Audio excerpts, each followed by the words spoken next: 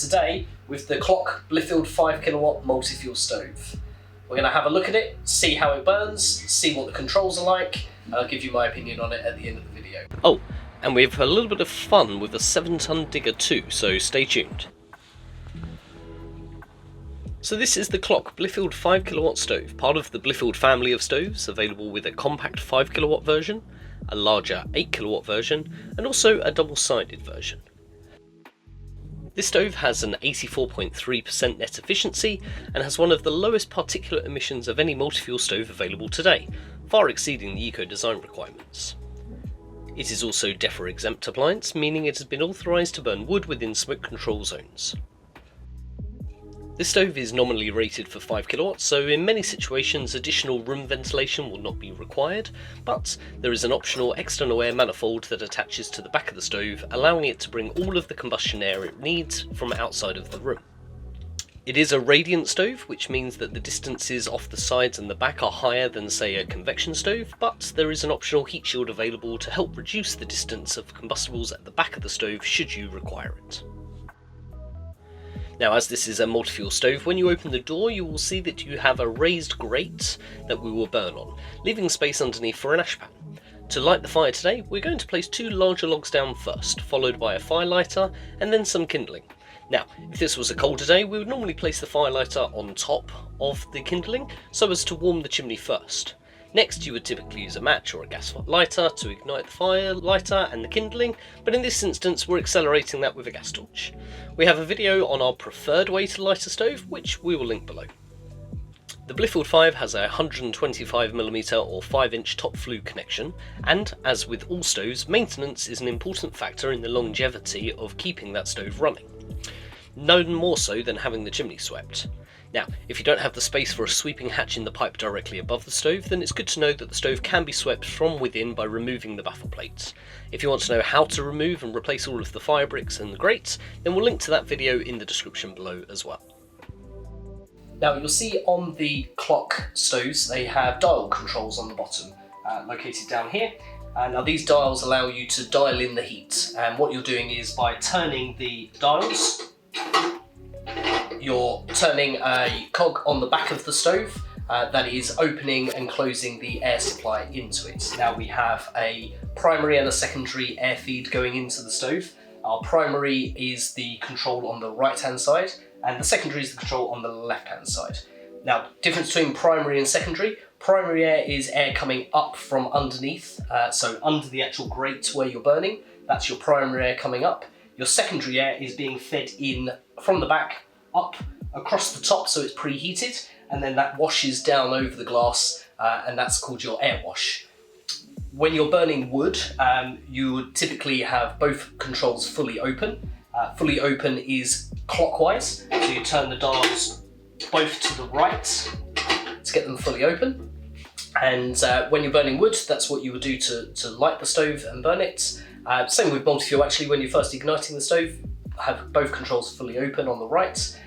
Once you've established a fire, then you can start to shut those dials back. And when we're burning wood, we pretty much can control it purely on the secondary air. So secondary air, this is fully open. If I shut this down and turn it anti-clockwise and shut the primary as well, then you can see the dramatic effect that has on the flame. So within a matter of seconds, it's pretty much died the flame right down. Then if we open up the secondary, you can see that straight away kicks right back in and get those lovely flames glowing again. And if we need to, we can adjust and let a bit of primary air in too. To reload the stove, we have the handle on the right hand side. You need to take care with the handle because it does get warm to touch during operation, so you want to use the glove that is provided to open the door.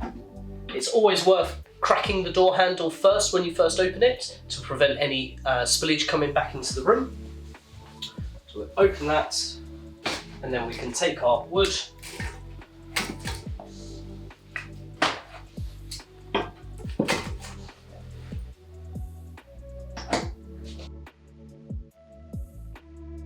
After reloading the stove, we want to make sure that when it's wood only, you have your primary air closed, so that's all the way to the left anti-clockwise, And you want to open our secondary air up to allow more air in to help that fire establish. Once the logs have charred and started to burn, we can start to shut that secondary air down. When using the stove, at the end of the burn, you will notice a bed of ash will be left on top of the grate. Now, if you're intending on using the stove primarily as a wood burning appliance, you want to leave a small bed of ash on the grate for the optimum performance. The grate does have holes in it so that you can push some of that ash down into the ash pan underneath, and then that will make emptying the ash much easier. One of the most striking things for me on the Blithfield 5 is its look. It's fairly plain looking steel bodied stove, which would tend to be more contemporary, but the subtle details on the cast iron door give it, in my opinion, a more timeless look, rather than an overly ornate or traditional one. The bevelling around the edges of the door and the window, paired with the embossed bar on the front, which is now synonymous with the entire clock range, all add to its appeal. The overhanging top plate mirrors the ashlit below, and the shape of the handle again adds to that timeless look, which is fitting, as when the handle is shut, I can see this representing the hands on a clock. It's also British made in Nottingham, which is another plus point I think, and it's heavy for its size, weighing 116 kilograms for this version, which is always a sign that they're using high quality materials and it should last longer than, say, a similar size stove at just half the weight. The Blithfield 5 is available in a variety of different styles. We have this version here, which is the metallic black with the stainless steel handles and the dials on the bottom. It is also available with brass dials and a brass handle. We can also do a range of colours. So we have the metallic black shown here. There's also the metallic grey, a metallic blue, a forest green, a honey glow brown, and a Mojave red. So lots of different colours, all of which are available with the stainless steel or the brass fittings to really match in with your decor at home.